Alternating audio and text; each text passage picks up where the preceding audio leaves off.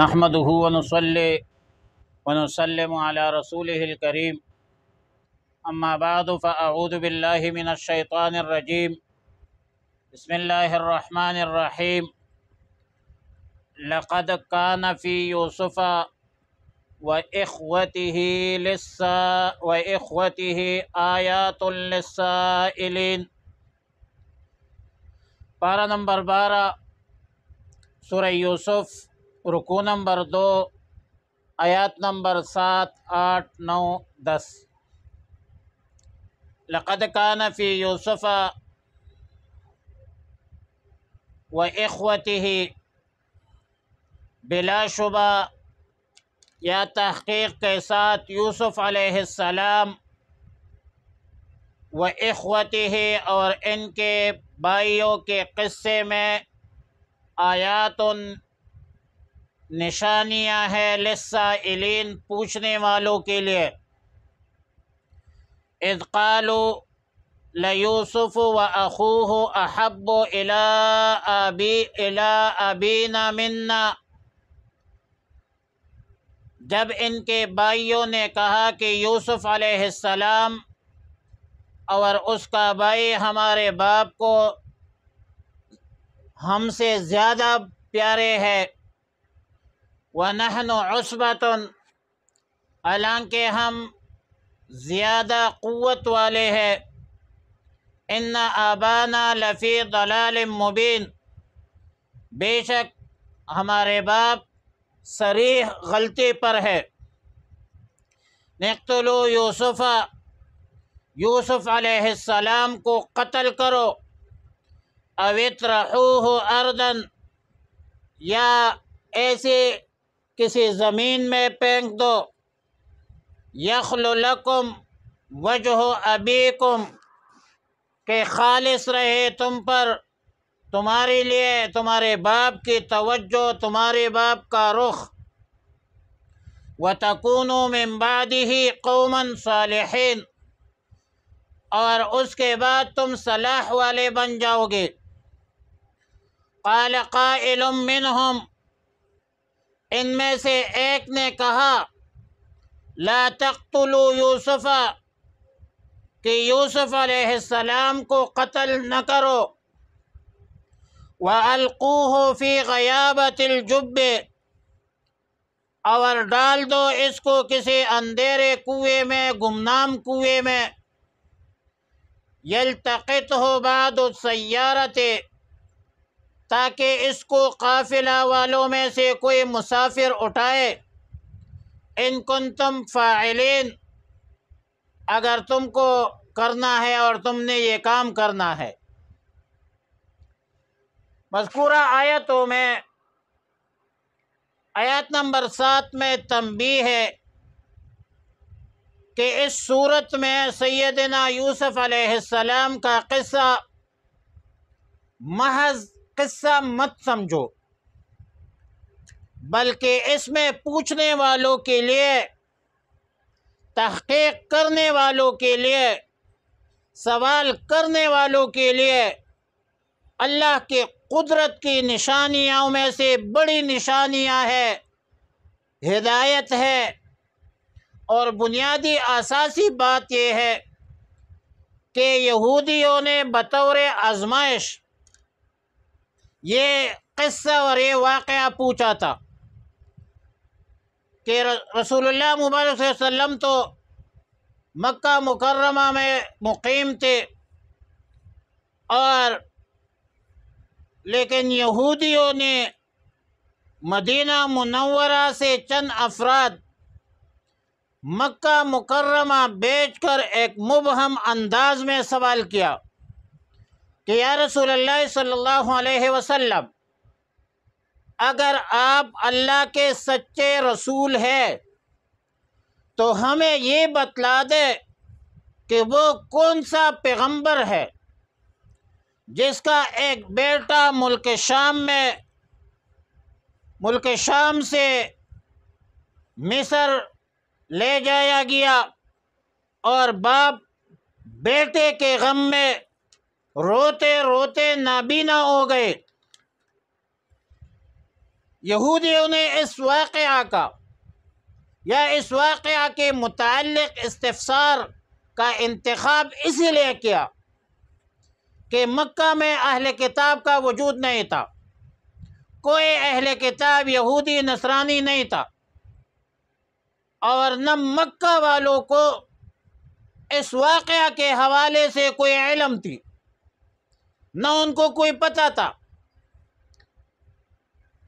باقی سائلین بے شک یہودی تھے جنہوں نے اس واقعہ کے متعلق سوال کیا، لیکن اللہ نے اس واقعہ میں اللہ نے اپنی بڑی بڑی قدرتوں کو بیان کیا ہے۔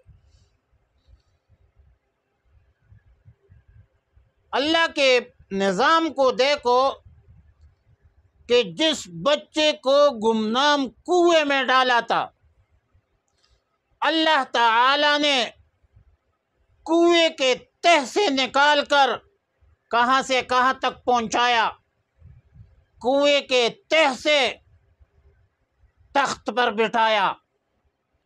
نوجوانی کے زمانے میں اور خوبصورت صورت ہونے کے باوجود اللہ تعالی نے نفس کے خواہشات سے کیسے بچایا، عورتوں کی شرارت خباثت سے کیسے بچایا، مخالفین کے مقابلے میں اللہ تعالی نے کتنی بڑی عزت سے نوازا۔ اور یہ بہت ساری عبرتیں ہیں، نصیحتیں ہیں جو ہر حال اور ہر مقام پر ساتھ ساتھ ذکر کریں گے۔ بہرحال آیات مذکورہ میں یوسف علیہ السلام کے بھائیوں کا ذکر ہے۔ یعقوب علیہ السلام کے 12 بیٹے تھے، ان میں سے ہر بیٹا صاحب اولاد، اور ہر بیٹے کا اپنا قبیلہ، 12 نقیبہ جو بنی اسرائیل میں قبیلے بنے ہیں۔ 12 بیٹے تھے، 12 قبیلے بن گئے ہیں۔ یعقوب علیہ السلام کا لقب جو ہے وہ اسرائیل ہے، اور ان 12 قبائل جو تھے یہ ان 12 بیٹیوں کے اولاد میں سے تھے، لیکن ان 12 بیٹوں میں سے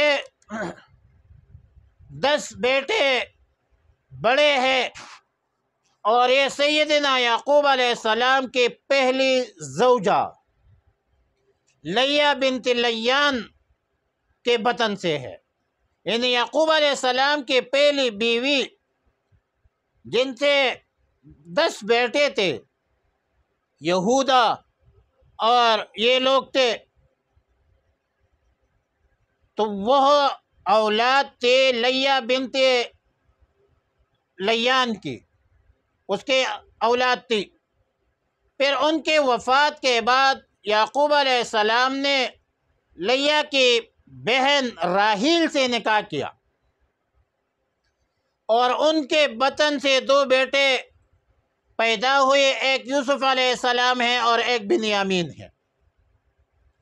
اس لیے یوسف علیہ السلام کا حقیقی بھائی فقط ایک ہے جو بنیامین ہے، باقی 10 بڑے جو تھے وہ علاتی بھائی تھے، یعنی باپ شریک بھائی تھے۔ آیات نمبر 8 میں یوسف علیہ السلام کے قصے کا پہلا حال شروع ہوتا ہے کہ یوسف علیہ السلام کے بھائیوں نے یعقوب علیہ السلام کو دیکھا کہ وہ یوسف علیہ السلام سے غیر معمولی محبت کرتے ہیں، اور وہ محبت بڑے بھائیوں کو حاصل نہیں ہے۔ اس لیے حسد کی بنیاد پر آپس میں انہوں نے مشورہ شروع کیا کہ ہمارے والد گرامی سیدنا یوسف علیہ السلام اور ان کے حقیقی بھائی بنیامین سے زیادہ محبت کرتے ہیں اور ہمیں توجہ نہیں دیتے۔ ہم تو طاقتور بھی ہے، ہم زیادہ بھی ہے، ہم 10 ہیں وہ 2 ہے، افراد قوت بھی ہمارے زیادہ ہے، وہ چھوٹے ہیں ہم بڑے ہیں، گھر کے کام کاج سارے ہم کرتے ہیں، وہ تو چھوٹے ہیں۔ لہذا ہمارے والد صاحب سیدنا یعقوب علیہ السلام کھلے بے انصافی پر اتر آئے ہیں، لہذا یا تو یوسف علیہ السلام کو قتل کیا جائے نعوذ باللہ، یا پھر کسی دور گمنام کنویں میں پھینک دیا جائے۔ آیات کے آخر میں جو فرمایا کہ ان آبانا لفی ضلال مبین، ضلال کا معنی ہے گمراہی، لیکن بئی مقام اس مقام پر ضلال کا معنی گمراہی سے ہم نہیں کر سکتے۔ وجہ یہ ہے کہ یعقوب علیہ السلام اللہ کا پیغمبر تھا، رسول تھا، نبی تھا، اور پیغمبر کے شان میں اس طرح کے کلمات کہنا، بلکہ ایسا خیال کرنا، یہ تو قطع کفر ہے۔ قرآن کریم میں یوسف علیہ السلام کے متعلق مذکور ہے، اور اس بھائیوں کے بارے میں متعلق مذکور ہے کہ بعد میں یوسف علیہ السلام نے اعتراف جرم بھی کیا، دعائے مغفرت کی درخواست بھی کی، سب کی خطائیں بھی معاف ہوئی، اور یہ سارے معاملات تب ممکن ہوں گے کہ یہ سب مسلمان ہوں گے، ورنہ کافر کے حق میں دعائے مغفرت ممکن نہیں ہے، ہو نہیں سکتے۔ لہذا پیغمبر کی طرف ضلال اور گمراہی کی نسبت کرنا یہ تو کفر ہے، تو وہ کافر بندہ کافر ہو جاتا ہے۔